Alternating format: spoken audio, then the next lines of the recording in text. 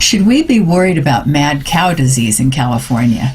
The USDA says that there's no threat, and yet a random cow was just diagnosed with mad cow disease, or BSE, in California in April of 2012.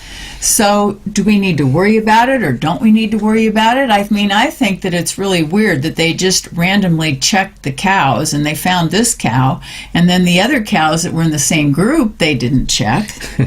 And, you know, we only check 0.1% of cows in the first place. And when the cows have, what do you call it? The downer cows. These are the ones so sick they can't walk, and you have to hold them up before they go to sleep. And they only test 0.2% of those cows for it. It's crazy. In Europe and in Japan, they test all their cows. Well, most all their cows. Especially the downer cows. So what the question is that we should start with is, what is bovine spongiform encephalitis, which is what mad cow disease is. Encephalitis is the brain. Right. And what happens is something is affecting the brains of these cattle that turns it into something that looks like Swiss cheese. And that's why they call it spongiform. Looks like a sponge. Look a little bit like a sponge because they've lost so much brain tissue. And it's called in humans Jakob-Creutzfeldt disease, and there is a connection between what the cow has and what we get when we get that disease.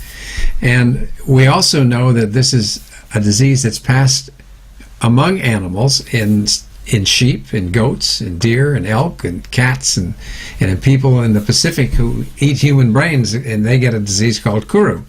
But it's from eating each other, because they put the cow meat in the cow's food. They grind it up because they think that it's a good way to save money to feed cows. In fact, they even feed the blood of the cows to the calves. So when they have a downer cow and nobody wants to really know much more about it, they just do that. Now, that's a good way for human beings to get this disease.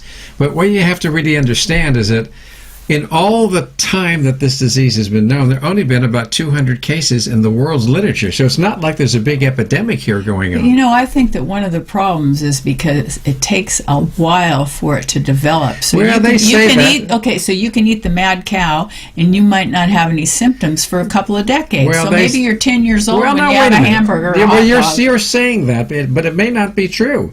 I mean, I went over this in the year 2004. I wrote a paper on mad cow disease, and that's now 2012. That's 8 years later.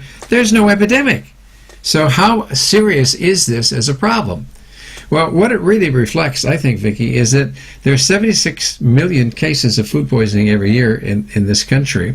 There are 300,000 hospitalizations and 5,000 deaths. So that means 25% of the people in this country every year get food poisoning at least one time. So we're not taking very good care of our meat. And so you talk about we're not taking care of our food, period. I mean, if you want to get serious about our food, I mean, look at what the standard American diet is all about. It's abbreviated SAD, and indeed it is.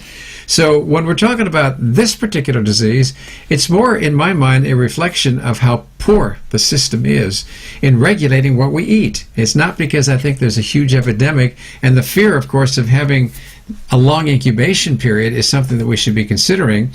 And the cattle industry certainly shouldn't have the political power that it does, because they don't really so much care about what happens to people who eat their food. They care more about selling the food. Well, first of all, even if you didn't catch it, why would you want to eat a sick animal? Yeah, it doesn't make any sense. And they do the same thing with other animals. Like if they have a downer deer and a downer elk, they feed that meat to the chickens and the pork. Well, it's about dollars, and what we should be doing is looking about service. So what we have here is something that doesn't make any sense.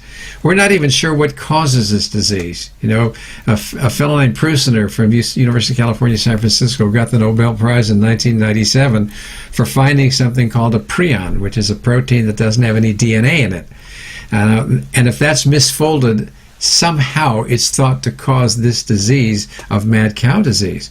But in fact, does it really do that, or is it just something that is there as the effect of the disease? So the question is a chicken-egg thing. Is it there because it causes a problem, or is it there because of the disease produces that?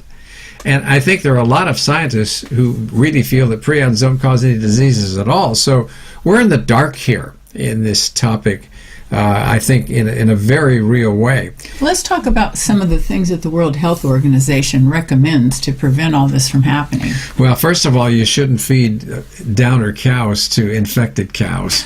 That's just like sense, that's a no-brainer. But why don't we check them? Really, and we should be doing the testing. In the first place, we shouldn't even be feeding cows to cows. Cows are not carnivores in the first place. Plus, what we do when we slaughter the cows, we get every little bit of meat that's there. There's this thing called advanced meat recovery, where you get every little thing off the bone that's there. And believe me, when a cow is slaughtered, even though the brain and the spinal cord is supposed to be removed, there are traces there almost regularly because we've looked for that by doing special antibody tests that will tell you whether or not that's happened. So but I wanted to say that some of the foods that this is in are things like hamburgers and hot dogs and pizza toppings and jerky and sausages. Right, that's where the residue of all of what's left over, and they don't want to waste.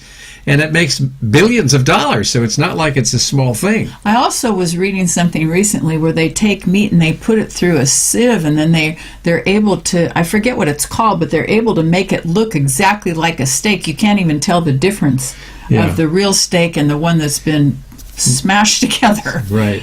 So the bottom line here is we should be using our common sense and having more respect for the food that's being prepared.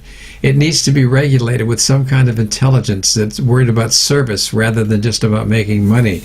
And then diseases like this, even though they're uncommon, they happen. And we should do the best we can to make sure that they don't. There are tests that could be done. Other countries are doing it.